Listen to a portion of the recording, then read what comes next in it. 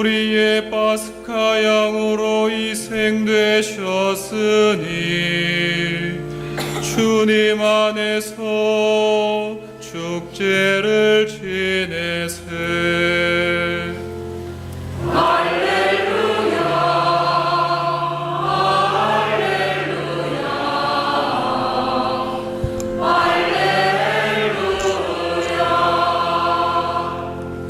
주님께서 여러분과 함께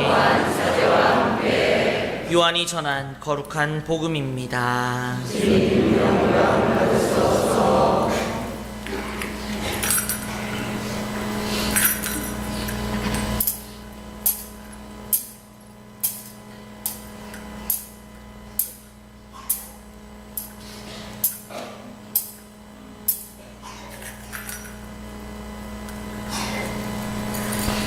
주간 첫날 이른 아침, 아직도 어두울 때 마리아 막달레나가 무덤에 가서 보니 무덤을 막았던 돌이 치워져 있었다. 그래서 그 여자는 시몬 베드로와 예수님께서 사랑하신 다른 제자에게 달려가서 말하였다. 누가 주님을 무덤에서 꺼내갔습니다. 어디에 모셨는지 모르겠습니다. 베드로와 다른 제자는 밖으로 나와 무덤으로 갔다. 두 사람이 함께 달렸는데 다른 제자가 베드로보다 빨리 달려 무덤에 먼저 다다랐다. 그는 몸을 굽혀 아마포가 놓여있는 것을 보기는 하였지만 안으로 들어가지는 않았다. 시몬 베드로가 뒤따라와서 무덤으로 들어가 아마포가 놓여있는 것을 보았다. 예수님의 얼굴을 쌌던 수건은 아마포와 함께 놓여있지 않고 따로 한 곳에 개켜져 있었다. 그제야 무덤에 먼저 다다른 다른 제자도 들어갔다. 그리고 보고 믿었다. 사실 그들은 예수님께서 죽은 이들 가운데에서 다시 살아나셔야 한다는 성경 말씀을 아직 깨닫지 못하고 있었던 것이다. 주님의 말씀입니다. 그리스도님 찬미합니다.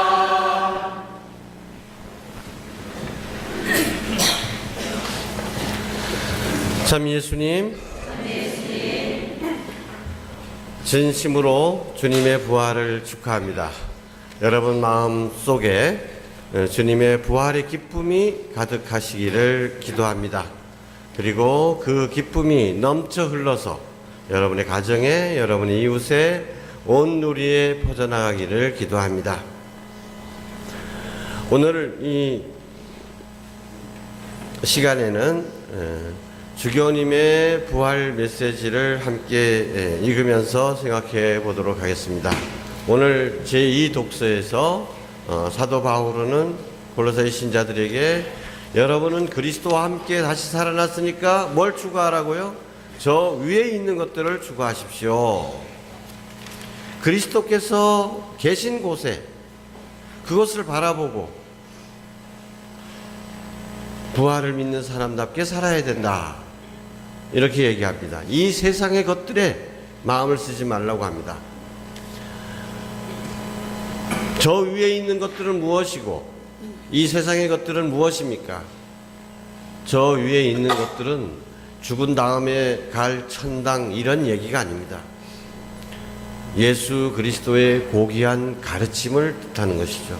예수 그리스도께서 보여주신 그 모범적인 삶을 십자가에 이르기까지 모든 것을 다 내어놓으시는 사랑의 삶을 살아가는 것이 저 높은 곳입니다. 이 높은 곳을 향하여 사는 삶, 구체적으로 어떤 것들이 돼야 되는지 주교님께서 오늘 구체적인 예를 들어서 말씀을 해주십니다. 자, 주교님의 사목사안을 가지신 분들은 같이 읽어보도록 합시다. 뒤에 못 받으신 분들 한번 손 들어보세요. 이거 못 받으신 분들, 사목사안 못 받으신 분 손 들어보세요. 다 받으셨어요?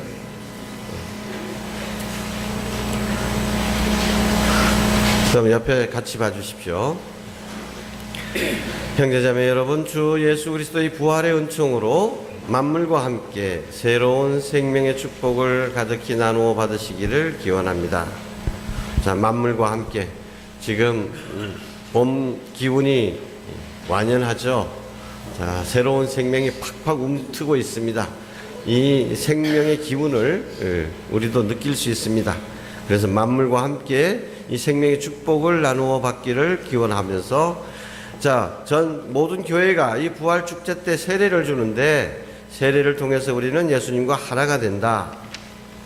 세례를 통해서 물속에 몸을 담글 때, 그때 우리는 예수님의 죽음에 함께 하겠다, 함께 죽겠다라고 다짐하는 것입니다. 그래서 세례를 통해서 예수님과 하나가 되면 우리는 그분이 죽은 이들 가운데서 되살아나신 것처럼 새로운 삶을 살게 된다. 세례는 현세에서의 죽음을 수락하는 것이고, 미래에서는 부활을 전망하는 이 구원의 사건이다. 그런데 예수님의 부활은 예수님이 수락하신 그 십자가의 죽음에서 출발하였다. 그런데 예수님 무엇 때문에 죽음을 받아들이셨을까?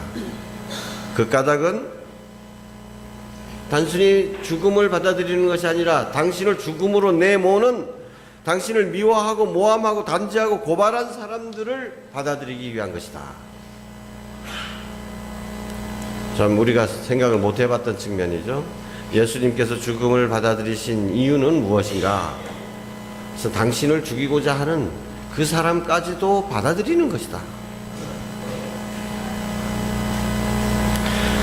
당신을 죽음의 골짜기로 떨어뜨리는 사람과 맞서 싸우지 않으시고, 그들의 올무에 걸려 넘어져도 그들을 향해 주먹을 휘두르지 않으시고, 마지막 숨이 닿을 때까지 그들을 저주하지 않으시고, 오히려 모두 용서하시고 그들을 위해 기도하셨습니다.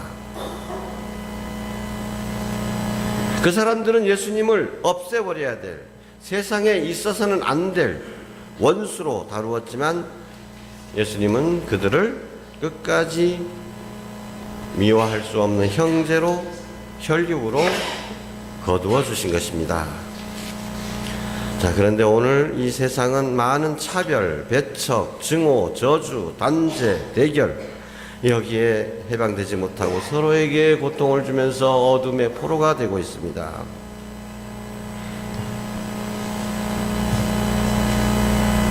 단적인 예로 그저께 밤에 일어난 케냐의 그 집단 테러, 대학생 기숙사로 들어가가지고 무차별적으로 어떻게 그렇게 사람이 그렇게 죽일 수가 있는가? 그걸 보면서 죽어가는 사람을 보면서 어떻게 낄낄댈 수 있는가? 그것도 단지 자신과 다른 종교를 믿는다는 이유로 사람들이 흘린 피가 범벅이 되어 있는데 그 위로 살아남은 사람들한테 헤엄쳐 보라고 그러고 죽이고, 어떻게 인간이 이럴 수 있을까? 근데 꼭 그런 일뿐만 아니라 그와 비슷한 일이 우리나라에서도 특히 6.25 때, 4.3 때, 5.18 광주에서, 세계 도처에서 이런 일이 일어나고 있는 것이죠. 그렇게 서로에게 고통을 주며 어둠의 포로가 되어 사는데, 그것은 순환과 죽음을 통하여 부활로 나아가는 예수님의 길에 함께하지 않기 때문입니다.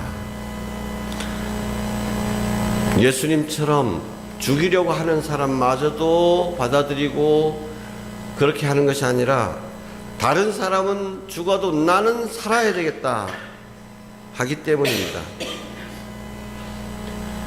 선진국에서는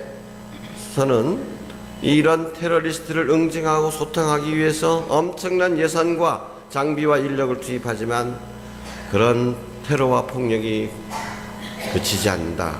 왜일까? 왜 그럴까요? 그냥 그런 사람들 폭탄 떨어뜨려서 다 죽이면 세상이 평화로워질 거냐?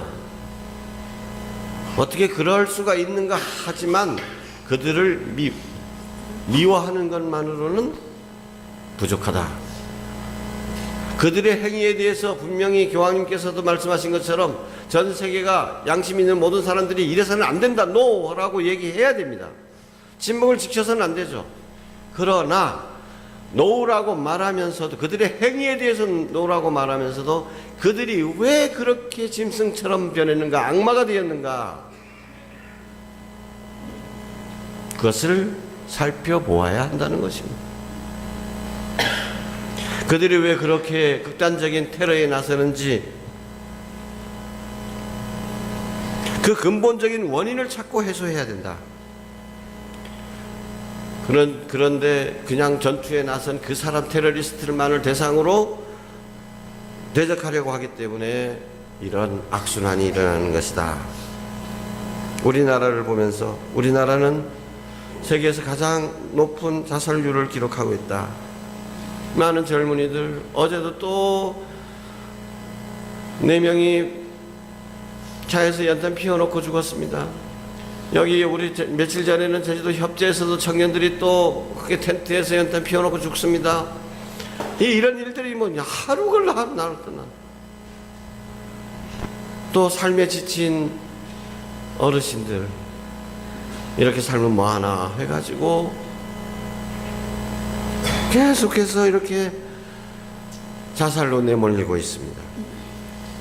젊은이들은 일자리를 얻지 못해서 존재할 이유가, 살아갈 이유가 없고, 노인은 노인대로 안심하고 보낼 노년이 없어서 또 함께 해줄 친구도 없고, 그래서 삶을 포기하게 된다. 이렇게 젊은이들을 일자리에서 몰아내고 노인을 외톨이로 몰아내는 그 근본적인 이유는 경쟁, 끊임없는 경쟁으로 몰아넣는 이 사회라는 거죠. 그래서 경쟁에서 붙으면 다행이고 탈락하면 죽음이에요. 능력을 인정받는 사람만 선발되고 그렇지 않으면 탈락시키는 이 무한 경쟁, 이런 사회 구조가 우리 사회를 죽음으로 몰아가고 있다. 근데 예수님께서는 누구도 배제하고 탈락시키지 않는다. 민족이 다르다고, 계층이 다르다고, 종교가 다르다고, 문화가 다르다고, 그러나 우리 모두가 다 한 하느님의 자녀들이라는 것을 깨우쳐 주셨다. 세상이 다 차별하고 따돌려도 예수님은 한 동기로서, 동기간으로 우리를 품어 안아주신다. 당신을 배척하고 죽이려는 사람마저도 안아주신다.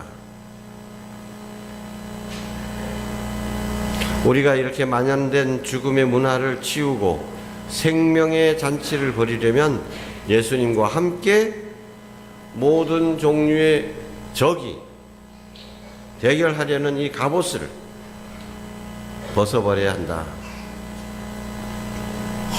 주교님께서 질문하십니다. 혹시 여러분은 스스로를 보수에 가깝다고 생각하십니까? 그렇다면 나는 보수인데 나와 다른 진보에 가까운 사람들도 동등한 국민이고 하느님의 자녀라는 것을 기억해야 된다. 자신이 진보라고 생각하느냐? 그렇다면 보수 쪽에 가까운 사람들도 우리와 같은 민족이고 하느님께서도 매일 그들을 위해서 해를 내려주시고 비를 내려주신다는 것을 잊어서는 안 된다. 여러분이 사업가이십니까? 평생 피땀 흘려서 재산을 모으고 사업을 하고 계십니까? 그러나 그것은 나만의 힘으로 된 것이 아니라 수많은 노동자의 피와 땀이 아니면 있을 수 없다는 것. 오히려 내가 가진 자본보다도 노동이 우선한다는 교회의 가르침을 기억하고, 노동자가, 경영자가 마음대로 부리는 종이 아니라는 것을, 경영의 동반자라는 것을 생각해야 된다. 우리가 박봉으로 힘들게 살아가는 노동자라면 노동의 대가가 금전만이 아니고 일할 수 있는 땀 흘려 일할 수 있는 그 자체가 하나님의 소중한 선물임을 깨닫고 경영자와 더불어서 경영자를 적으로 바라볼 것이 아니라 함께 가야 할 동반자로 수락해야 된다. 받아들여야 된다. 안아야 된다는 것입니다. 어르신들께도 얘기합니다. 며느리가 아이고 옛날 우리 며느리 때하고 틀리죠. 정말 우리는 정말 재수 없는 세대입니다. 우리는 시어멍신들이 경 구박받고 이제는 며느리한테 구박받는 세계가 됐어. 도무지 이거 우리 왜 이렇게 재수 없냐 이렇게만 생각하지 말라는 거죠. 이 며느리가 이렇게 자신만 아는 철부지고 게으르고 위아래도 모르는 것들이라고 그렇게만 생각하지 마시고 그 며느리도 친정집에서는 손에 물 묻히기 싫은 언제까지나 고생시키지 않고 싶은 귀한 자식이다. 이런 걸 입장을 바꾸고 생각합니다. 며느리들한테도 얘기합니다. 우리 저 시어머니가 자신만 알고 심술 굽고 욕심 많은 노인이라고 생각하느냐. 그래, 내가 만나기 전에 그래도 내가 사랑하는 내 배우자를 수십 년 동안 젖먹여 키우고 희생하신 분이시다. 내 배우자가 평생을 갚아도 다 못 갚을 짐을 지고 있는 귀한 분이시다. 이렇게 시어머니를 생각하면 이렇게 받아들일 수 있지 않느냐. 마지막 말씀입니다.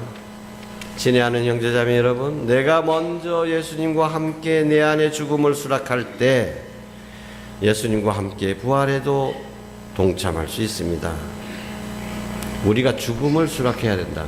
죽음을 수락한다는 것은 단순히 그냥 죽는 이 생물학적인 죽음이 아니라 어떻게 나를 미워하는 사람까지도, 나를 죽이려고 하는 사람까지도 받아들이는 것이 죽음을 수락한다는 것이죠. 그래야만 우리가 예수님과 함께 부활할 수 있다는 것입니다. 내 이웃을 위해서 지금 작은 죽음, 그런 희생, 그것을 받아들일 때 훗날에는 주님의 큰 생명을, 영원한 생명을 선물로 받을 수 있다. 에베소서의 말씀 다 같이 읽어볼까요? 여러분 시작. 여러분은 서로 너그럽고 따뜻하게, 다시 한번 다 찾아보십시오. 찾으셨죠? 맨 마지막 다 같이 큰 소리로 읽어. 시작. 여러분은 서로 너그럽고 따뜻하게 대해주며 하나님께서 그리스도를 통하여 여러분을 용서하신 것처럼 서로 용서하십시오. 여러분은 하나님의 사랑을 받는 자녀답게 하나님을 닮으십시오. 그리스도를 본받아 여러분은 사랑의 생활을 하십시오. 그리스도께서 우리를 사랑하신 나머지 우리를 위하여 당신 자신을 바치셔서 하느님 앞에 향기로운 예물과 희생 제물이 되셨습니다. 아멘. 그러면 이어서 어제 세례 받으신 분들 세례를 설명하는 예식을 거행하겠습니다.